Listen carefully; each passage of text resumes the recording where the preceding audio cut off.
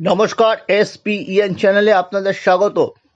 এই মুহূর্তে মুম্বাই থেকে যা খবর পাওয়া যাচ্ছে, ভারতীয় ক্রিকেট টিম শক্তিশালী ইংল্যান্ডের বিরুদ্ধে খেলতে নামার আগে বড়ই কুসংস্কারচ্ছন্ন হয়ে পড়েছে।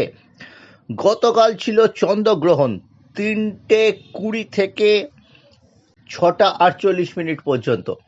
গৌতম গম্ভীরের ইন্ডিয়া টিম যে কোনো প্র্যাকটিস সেশন, বিশেষ করে ম্যাচ ডে -2-তে 6টার সময় প্র্যাকটিস শুরু করেছে, কিন্তু কালকে তারা 7টার সময় প্র্যাকটিস শুরু করে। শেষ মুহূর্তে ওয়াংখারে স্টেডিয়ামে 1 ঘন্টা প্র্যাকটিস পিছিয়ে দেওয়া হয়, কারণ চন্দ্রগ্রহণ ছিল 6:48 পর্যন্ত। এর মধ্যে 6:20 থেকে 6:30 পর্যন্ত গ্রহণের পরিমাণ ছিল সবচেয়ে বেশি। সেটা এখানে সর্বোচ্চ মাত্রায় পৌঁছায় 4:32 এবং 4:40 পর সেই গ্রহণটা কমতে থাকে। মানে এমন একটা সময়, এবং ইন্ডিয়া টিম প্র্যাকটিস করতে চায়নি।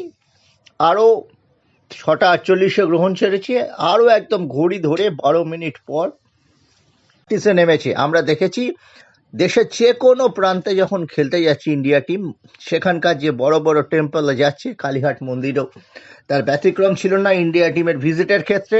আজকে দুপুরে টিমের 3 জন ক্রিকেটার, অভিষেক শর্মা, ঈশান কিষান এবং অক্ষর প্যাটেল ভাইস ক্যাপ্টেন, তারা গিয়েছিলেন সিদ্ধিবিনায়ক মন্দিরে।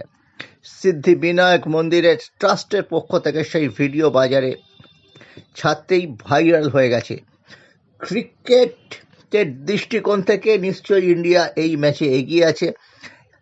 ওয়াংখারেতে গত 2টি ম্যাচ যে হেরে গেছে ইংল্যান্ড টিম, একটা হচ্ছে ইন্ডিয়া সঙ্গে বাইল্যাটারাল সিরিজে, অপরটি ওয়েস্ট ইন্ডিজের বিরুদ্ধে। এই ওয়াংখারে নেপালের বিরুদ্ধে হারতে হারতে জিতেছে।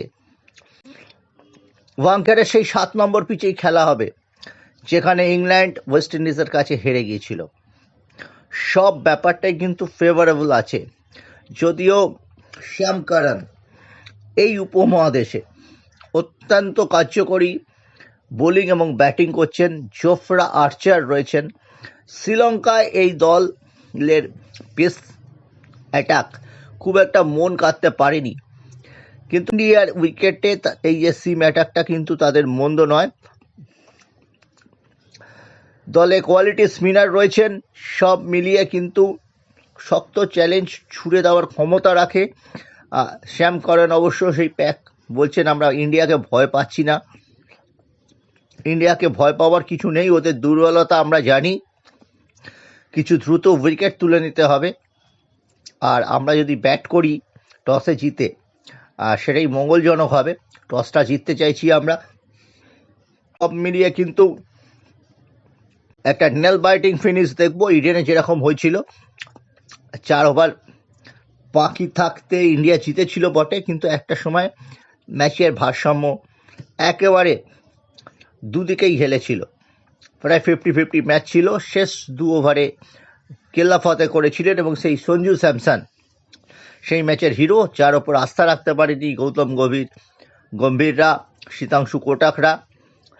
এখন একটা শোনা যাচ্ছে একটা চেঞ্জ নাকি হতে পারে। অভিষেক ভার্মা, যদিও ইংল্যান্ডের বিরুদ্ধে এখানেই তিনি 135 রানের একটা বিস্ফোরক ইনিংস খেলেছিলেন এই ওয়াংখারে স্টেডিয়ামে, তিনি নাকি ড্রপ হবেন, এবং তার জায়গায় সঞ্জু এবং ঈশান কিষান ওপেন করবেন। তিলক ভার্মা যেরকম আসছেন, আবার টপ অর্ডারে প্রমোশন পাবেন, এবং রিঙ্কু সিং ফিরে পাবেন তার মিডল অর্ডারে জায়গা। এমন একটা আলোচনা শোনা যাচ্ছে। পুরোটাই কিন্তু আগামীকাল সকালের আগে ক্লিয়ার হবে না।